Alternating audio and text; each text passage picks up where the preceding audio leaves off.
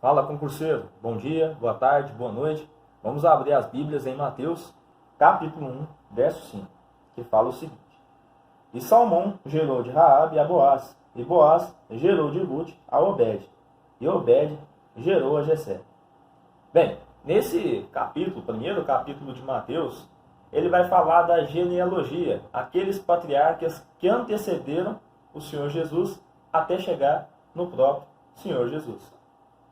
Só que aqui um diferencial é que, no costume de Israel, quando se fala de genealogia, você vai citando só os seus pais, até chegar em você. Só que aqui nesse verso específico, ele cita o nome de duas mulheres, Raabe e Ruth, que não são duas mulheres qualquer. Primeiro que elas não eram naturais de Israel, não eram judias, não eram israelitas. Eram estrangeiras, que foram agregadas ao povo em situações distintas e que contribuíram muito para o povo de Israel, além de tomarem o Deus de Israel como seu próprio Deus, mesmo não sendo naturais daquela terra. Então, para conhecer cada uma dessas mulheres, vamos abrir a Bíblia aqui em textos específicos que citam elas. A primeira, Raabe, a gente vai ver falar dela lá em Josué capítulo 2. Então acompanhe comigo essa leitura.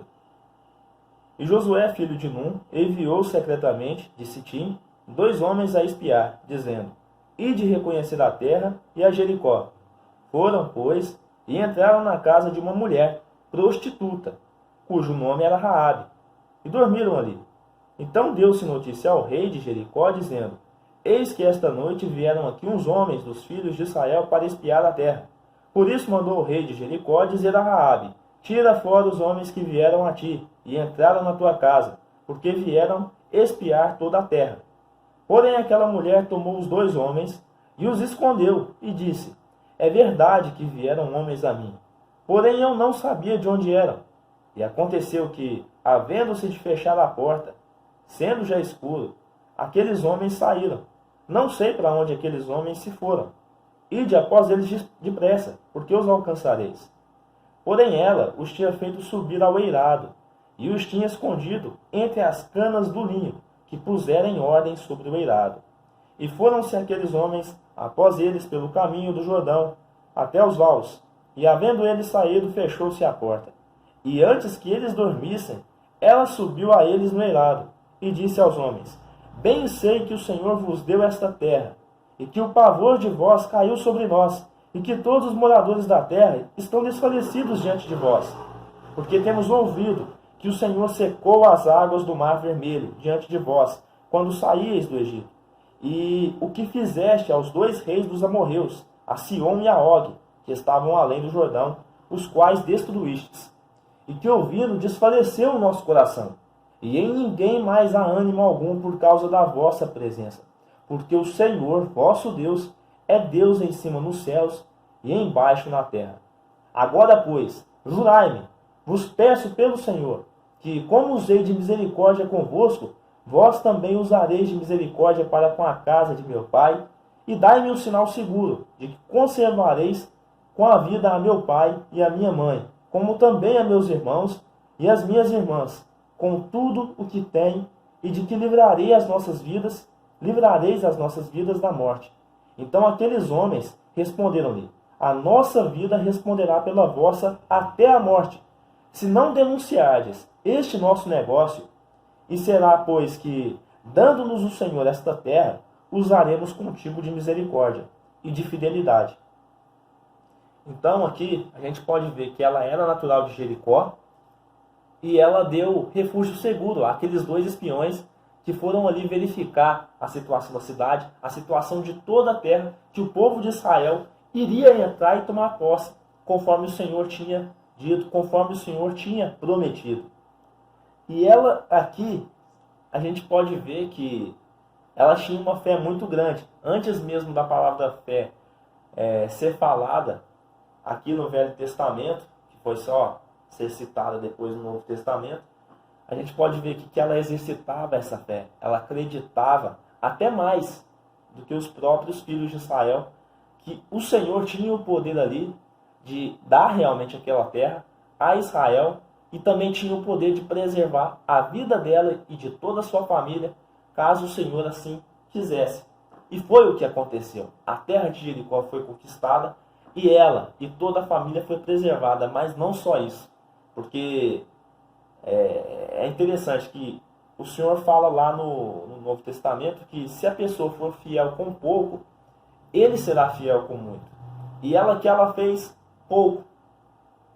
Ela livrou aqueles 2 espiões ali, e isso possibilitou Israel ter certas informações, e ali a terra de Jericó ser conquistada. Só que esse pouco que ela ofertou foi o suficiente para que da geração dela, através dela, o Senhor trouxesse ao mundo o Salvador, trouxesse o Senhor Jesus.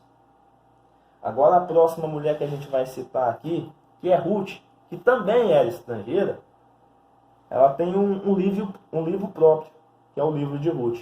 Então vamos abrir lá em Ruth, livro de Ruth, capítulo 1, a partir do 1º versículo. E sucedeu que nos dias em que os juízes julgavam, houve uma fome na terra. Por isso um homem de Belém de Judá saiu a peregrinar nos campos de Moabe, ele e sua mulher e seus 2 filhos. E era o nome deste homem Elimeleque, e o de sua mulher Noemi, e o de seus 2 filhos Malom e Quilion, efrateus, de Belém de Judá. E chegaram aos campos de Moabe, e ficaram ali. E morreu Elimeleque, marido de Noemi, e ficou ela com os seus 2 filhos, os quais tomaram para si mulheres moabitas. E era o nome de uma órfã, e o da outra Ruth, e ficaram ali quase 10 anos. E morreram também ambos, Malom e Quilion, ficando assim a mulher desamparada dos seus 2 filhos e do seu marido. Então se levantou ela com as suas noras e voltou dos campos de Moabe, porquanto na terra de Moabe ouviu que o Senhor tinha visitado o seu povo, tinha visitado Israel, dando-lhe pão. Por isso saiu do lugar onde estivera, e as suas noras com ela, e indo elas caminhando para voltarem para a terra de Judá, disse Noemi às suas noras: Ide, voltai cada um à casa de sua mãe, e o Senhor use convosco de benevolência, como vós usastes com os falecidos e comigo. O Senhor vos dê que acheis descanso cada um em casa de seu marido. E beijando-as ela, levantaram a sua voz e choraram. E disseram-lhe: Certamente voltaremos contigo ao teu povo. Porém Noemi disse: Voltai, minhas filhas, por que ireis comigo? Tenho eu ainda no meu ventre mais filhos para que vos sejam por maridos? Voltai, filhas minhas, ide-vos embora, que já muito velha sou para ter marido. Ainda quando eu dissesse: Tenho esperança, ou ainda que esta noite tivesse marido e ainda tivesse filhos, esperá-los ieis até que viessem a ser grandes? Deter-vos ieis por eles sem tomardes marido? Não, filhas minhas, que mais amargo me é a mim do que a vós mesmas, porquanto a mão do Senhor se descarregou contra mim. Então levantaram a sua voz e tornaram a chorar. E Orfa beijou a sua sogra, porém Ruth se apegou a ela. Por isso disse Noemi: Eis que voltou tua cunhada ao seu povo e aos seus deuses. Volta tu também, após tua cunhada. Disse, porém, Ruth: Não me instes para que te abandone, e deixe de seguir-te, porque aonde quer que tu fores, irei eu, e onde quer que pousares, ali pousarei eu. O teu povo é o meu povo, o teu Deus é o meu Deus. Então aqui a gente pode ver que é a mesma coisa que acontece muitas vezes na igreja. A pessoa conhece o Senhor, como era o caso aqui de Ruth e de Orfa, conheceram toda ali, tudo que Deus podia fazer, aquilo que Deus gosta, aquilo que Deus não se agrada.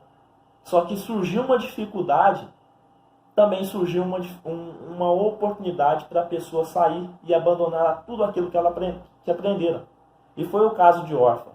Teve ali a convivência com o povo de Israel, quer dizer, absorveu toda aquela cultura, todo ali o modo de adorar a Deus, mas quando surgiu a dificuldade foi embora. Diferentemente do que aconteceu com Ruth, que era de uma terra diferente, era moabita, mas que aprendeu ali a amar Deus. Aprendeu ali a amar todas as tradições dos filhos de Israel. E mesmo que ela tenha perdido seu marido, tenha ficado ali desamparada, ela sabia que Deus poderia dar tudo para ela de volta, dar muito mais. Ela tinha essa fé. Mais uma vez, fé antes do Novo Testamento com o Senhor Jesus. Ela já exercitava isso. Então, é interessante ver que essas duas mulheres que eram estrangeiras, elas foram agregadas ao povo de Israel e foram muito mais abençoadas do que muitos israelitas. E na época, o interessante é que a bênção era para o povo de Israel. Era o povo eleito de Deus. E até hoje é.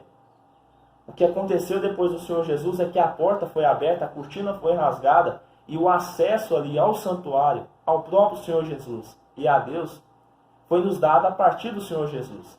Mas não quer dizer que antes da vinda do Senhor Jesus não aconteciam casos como esses, onde, como Ruth e como foi com Raabe, o Senhor recompensou e muito a vida dessas duas servas, dessas duas mulheres, porque elas entregaram, elas abdicaram de tudo aquilo que ela tinha, de tudo aquilo que era delas, daquilo que era próprio da cultura delas, para adorar um Deus. Naquela época era comum adorar vários deuses, elas largaram tudo isso para servir um único Deus. E isso foi imputado como graça, foi imputado como bênção para cada uma delas. Tanto que foi a partir da genealogia, a partir delas, veio o Senhor Jesus, veio o Salvador do mundo. Então, mostrando mais uma vez para nós, nas nossas dificuldades que temos todos os dias, se a gente permanecer fiel com o Senhor naquilo pouco que temos, mas que a gente acha que é muito, se a gente colocar esse pouquinho nosso, o Senhor vai dar muito mais. Ele vai cumprir a promessa dele. Mas para isso a gente tem que ter paciência. Não foi de uma hora para outra que a situação de Ruth foi invertida. Não foi de uma hora para outra que a situação de Raabe, que era prostituta, foi invertida. Imagina quanto tempo antes ela já ouvia falar das bênçãos que o Senhor tinha proporcionado a Israel, que era uma nação que era escrava ali no Egito, mas que foi muito abençoada pelo Senhor nos 40 anos que caminhou no deserto. Ela queria e ela tinha fé que poderia ser participante também daquela bênção. Tanto que ela não pede somente para livrar a família dela. Ela pede para fazer parte daquele povo. Ela queria conhecer, queria fazer parte, de servir a Deus como todos os Israel serviam. Ela queria ser participante daquela bênção comunitária que o povo estava recebendo. Então a gente, nessas passagens, a gente percebe o quanto a gente pode fazer. Mesmo sendo pouco, o Senhor, na sua infinita misericórdia, Ele completa para nós aquilo que falta. E é justamente isso que significa a graça, que veio com o Senhor Jesus. Graça é o seguinte: vamos supor que você manda o seu filho ir numa vendinha ali comprar um refrigerante. Ele vai com R$5 no bolso e ele vai no vendeiro lá, quer comprar um refrigerante, só quer R$7, faltou R$2. Nessa hora ali, o vendeiro, conhecendo a criança, vendo a vontade que ela tem ali de ter de beber aquele refrigerante, ele fala o seguinte: pode levar dá os R$5 e leva o refrigerante. Faltou R$2? Faltou. Só que por causa daquela vontade, por causa do vendeiro conhecer a história daquela criança, conhecer o esforço dela e da vontade, e que ela tinha um pouco ali para ofertar, ele completou o que faltava. Então a mesma coisa o Senhor nas nossas vidas. Ele completa aquilo que nós não temos. Porque a gente pode tentar das nossas forças do jeito que for. A gente nunca vai ser perfeito diante de Deus, mas a gente tenta. Porque o Senhor, na sua misericórdia, na graça que Ele oferta a nós, Ele completa aquilo que falta. E isso é o que nos possibilita hoje estar enxertado na oliveira. Ter sido, assim como Ruth e Raabe foram agregadas a Israel, que é a oliveira, a gente está sendo também enxertado. A cada dia, todos que aceitam o Senhor Jesus, creem na sua palavra, acreditam que Ele ressuscitou dos mortos e veio nos dar salvação, estão sendo enxertados, estão sendo colocados, estão sendo plantados junto a essa oliveira. Estão sendo agora participantes das bênçãos que a oliveira tem. Todos os nutrientes que chegam ali, que a raiz absorve da terra, vai para todos os galhos. E esses galhos que somos nós, que estamos sendo enxertados, estamos recebendo as mesmas bênçãos. Mas tudo também depende do nosso esforço, de dar um pouco, dar o primeiro passo. Assim, quando a gente vai começar qualquer coisa, a gente enfrenta grandes dificuldades, porque a gente não sabe direito o que vai fazer. Também é necessário darmos o primeiro passo de querermos servir melhor a Deus, mas de coração. Porque se a gente colocar esse pouquinho, essa vontade nossa em cima disso, o Senhor vai ver a nossa intenção, no nosso coração e Ele vai completar aquilo que falta. Então, fica essa palavra no nosso coração. Amém? E até o próximo vídeo. Falou, fui!